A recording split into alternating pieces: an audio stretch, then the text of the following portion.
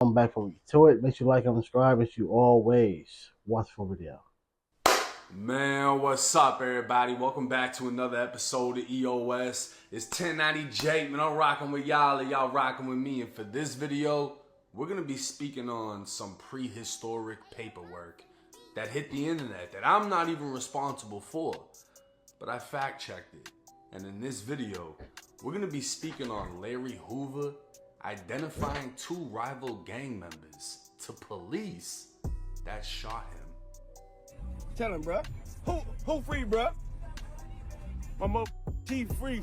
Who? Larry Hoover, he free, bruh. Yes, sir. Larry free. They mad that we... From what I seen, he's not coming home. From what I see, he still has a heavy case sitting, on his head or whatever, and he just went from federal prison to state prison. I didn't see nothing to say that he was coming home. I think this is probably for he is old, so he's probably able to. I don't know what his restrictions was in federal, but I think federal probably has super. I don't think they're doing letters. I don't think the feds are doing letters. So therefore, that's probably what it is. Now he's probably able to get visits, some conjugal visits, some letters, something. But I didn't see nothing to say that he's coming home. So.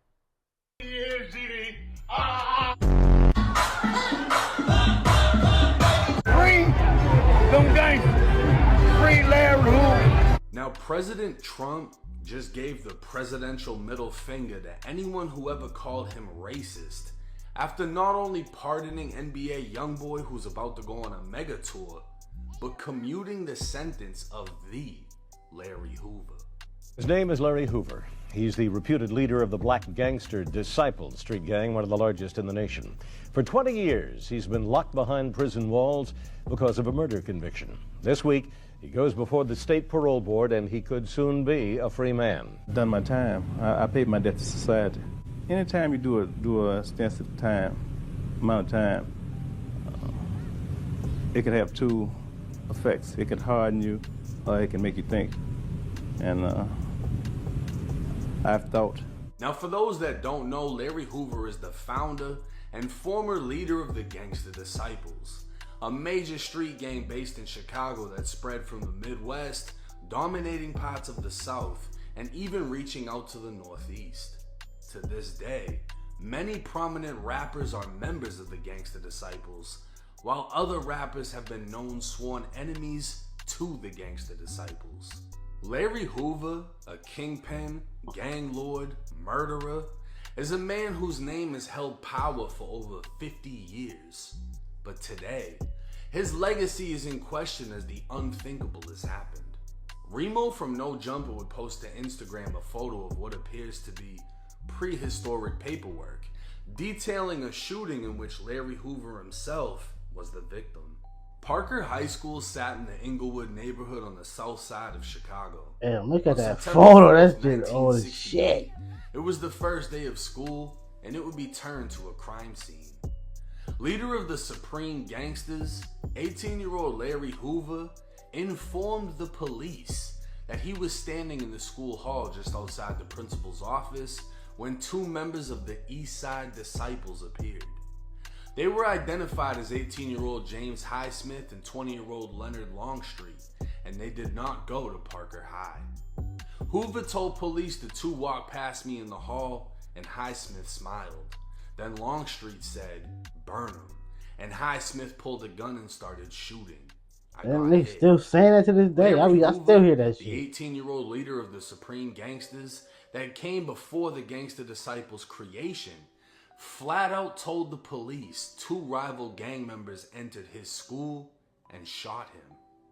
Bullets struck two other students, both 15 years old. Larry and the two others were all shot in the legs and rushed to a hospital. Only minutes after the shooting, police arrested the two gang members who were out on bond for two separate shootings. A Cook County grand jury would indict the two men on charges of aggravated battery on Larry Hoover. Now this is going to piss a lot of people off, but before I do that, I wanted to confirm whether this was even true. Because this didn't seem to be an arrest report, this looked like a newspaper clipping. So I dug into the Chicago Tribune dating back 57 years ago. It probably was like that because of how old this shit was. Man, they did things a whole lot different back then. Like back then, it probably wasn't. You know how now that we got the beat cops and then the detectives and then everybody else, it probably was strictly detectives working on everything back then. And what I found was page 14 of the Chicago Tribune from September 5th, 1968, the day after the shooting. The article was titled, "Police Arrest 2 in Shooting of 3 Students, Gang Rivalry Blamed for Violence." 3 youths were shot down in Parker High School in what police described as a continuing battle between rival street gangs. Inglewood police said the shooters were identified by the victims in the hospital and several other witnesses. The police identified Larry Hoover as a gang member, and again, the article would state 18. Hoover told police who shot him and how it happened. Now this would be considered snitching by anyone following the quote-unquote code. Facts. But what about the one who created the code? This was Larry. That is true. That is snitching right there. You told, especially when, again, the streets have, the street thing itself is dumb, so therefore it comes with dumb rules. But your op shoot you, you're not supposed to tell on your op. You have to go slide or let it go. Slide or let it go. I mean, there are only 2 options. But snitching on them, not it. It's not it. But I have heard, mind you, I don't know for a guaranteed fact, but I have heard like other coaches that they don't care. You can snitch on other coaches. Like another race shoot you, snitch on that nigga. They don't care.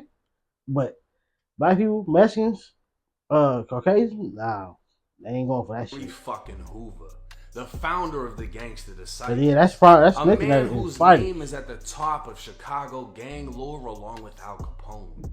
And this wasn't the last time he'd be mentioned in a newspaper. 2 years later, it was 1970, and Hoover was one of 3 arrested for gunning down a 19-year-old on 69th.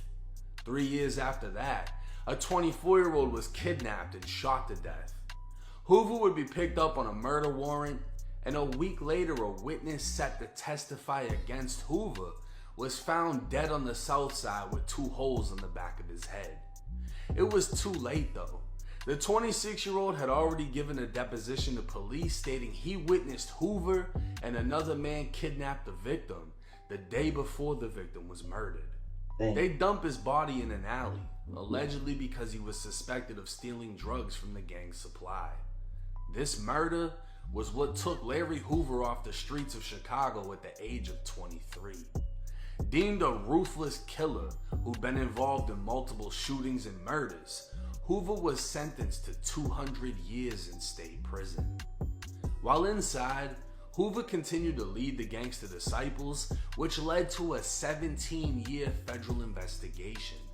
In 1995, Hoover was indicted by the feds from state prison and 2 years later sentenced to 6 federal life sentences for conspiracy, extortion, money laundering, drugs. See, from what I heard, only that part, the actual part that he's getting, was the part that was commuted. That 200 years, I heard he still had to do that, or at least the rest of it. To engage in a criminal enterprise. Larry Hoover ran the Illinois State Prison. But thinking about it though, you had been in jail all this time. Laws, a lot of laws have changed. Hey, you mess around and get time served. Not time served, but at least like nigga might come home on probation or something, bruh. Like you never know. You never know. System, like a gangster disciple warden. So the feds took him where he'd be helpless, stripping him of all power. In prison since 1973, Hoover spent nearly 30 years at ADX Florence, the federal supermax. His neighbors would be terrorists, mass killers, and cartel leaders. His cell could only hold one man. A shower would be brought to his cell, and his mail would be seen through a screen as physically touching it was too much of a How the fuck you break a shower to a Larry nigga Hoover, cell? for the last 30 years, has been in a cold concrete hell until now. Trump commuted the sentence of Larry Hoover, which led many to believe Hoover was going to be a free man. But many fail to realize Hoover was serving 200 years before the feds stepped in, and he has to finish it. A bittersweet victory for those that know him, as he's one step closer to home, being now that he'll be back in Illinois. But at 78 years old, it isn't known how long he has to continue fighting for his freedom. One would assume he'd be treated like a god in Illinois State Prison. The man is a Chicago legend, but one can also wonder, why is it always when someone's about to be released, paperwork comes out of nowhere? We saw the same thing happen with Big Meech, and how everyone, including Meech, thought he'd be welcomed home like royalty. Yeah, Instead, I did. The former drug lord. I did too. I ain't gonna lie. I was thinking like, when he come home, bruh, like how many times niggas done say his nigga name and free him, free him, free him. I'm thinking for sure like he's coming home to a hefty bags with a G, not an S. Let's keep it straight. Like I'm thinking for sure he's getting that. Like this nigga finna be walking around like he's Mr. T. Like niggas on swole, big bags, all the chains, all the respect. He gonna probably have a chain with a pendant from every different rap crew that can say this nigga name. That's what I was thinking, bruh. And shit went completely left. Doing Instagram promo. But what about the GDs? How are they gonna react to reading the clear black and white of Larry Hoover, the very founder of their beliefs, identifying the two rival gang members who shot him when he was 18? Does it not count because it was so long ago, or because Hoover became so powerful, nobody dared talk about his statement? And dude, that can happen too. Because hey, if a nigga like just say, all right, if his life went the way it went, he told on his ops, and then after that he went on a major sliding spree. They gonna look at that like, yeah, like hey, he might have told, but if you gonna cross that nigga, I'm not. That's probably what they gonna do. Because hey, it's some people, bruh, they might have did what they did, but nigga, is you finna tell that nigga he ain't from the hood no more? Is you finna tell that nigga he gotta get a DP? Yeah, nah, cause that nigga go put your lights out, nigga. Nah, hey, somebody go for that. But then again, he is like 70, yeah, he is in jail. But then again, he do got a lot of soldiers behind him. So therefore, you might be, you might, hey, F that nigga. Somebody okay. Burn him. Listen, we that look. Tell you, hey, better be careful, boy. Better be careful, big dog. As of May 29th, 2025, Larry Hoover is no longer in federal custody. Why I gotta be on my birthday? To the Illinois Department of Corrections, he's been transferred to Dixon Correctional Center, a medium security prison. Hoover's current release date is October 25th, 2066. Now I'm gonna say this first and foremost. 2066. If you weren't born in the 50s or the 60s or are a direct relative of Larry Hoover, I don't give a fuck what you have to say.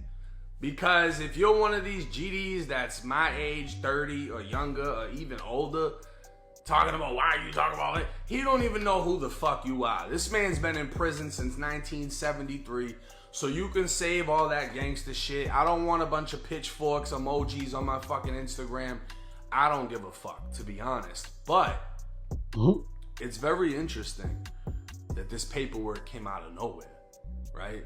I don't know who had this shit. I don't know if the Stones was holding it. I don't know if somebody was waiting for it, right?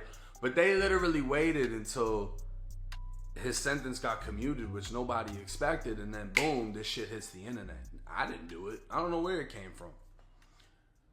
But I looked into it, and yes, I found multiple articles detailing what took place. And that's what happened. Larry Hoover got shot on his first day of school. He's most likely a senior since he was 18. 2 rival gang members walked into school and shot him up front of the principal's office.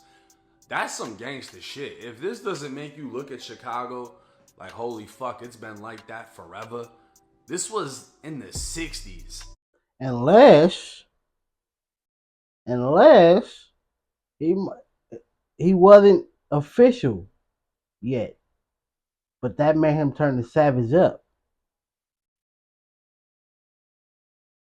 I'm just saying, it could have been that nigga probably was this regular old person. He probably was hanging with this crew, whatever, and it was like, oh, you niggas did this to me, all right, I'm gonna turn up now.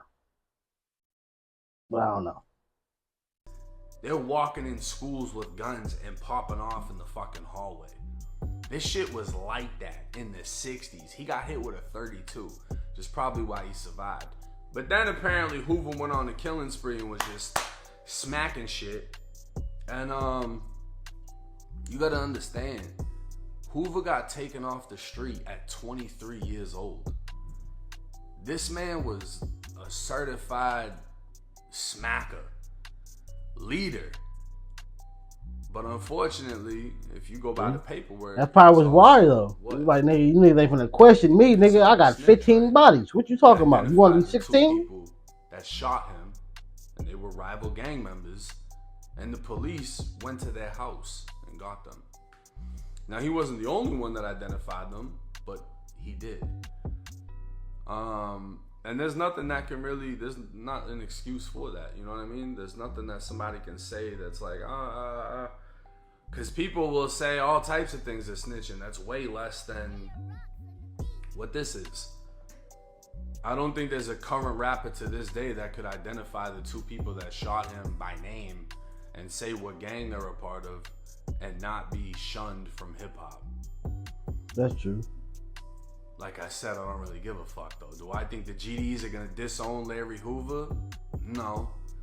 But I'm interested in seeing how this does play out. They ops gonna use it though. They ops gonna for sure use it. This is the man that literally gave an entire nation basically their codes to live by. You know what I mean? And you know, Gangster Disciples, growth and development, what it turned into is more so a positive movement, but it's a gang at the end of the fucking day. We'll just have to see. Let me know y'all's thoughts in the comments section. Make sure you like and subscribe. Catch you on the next one.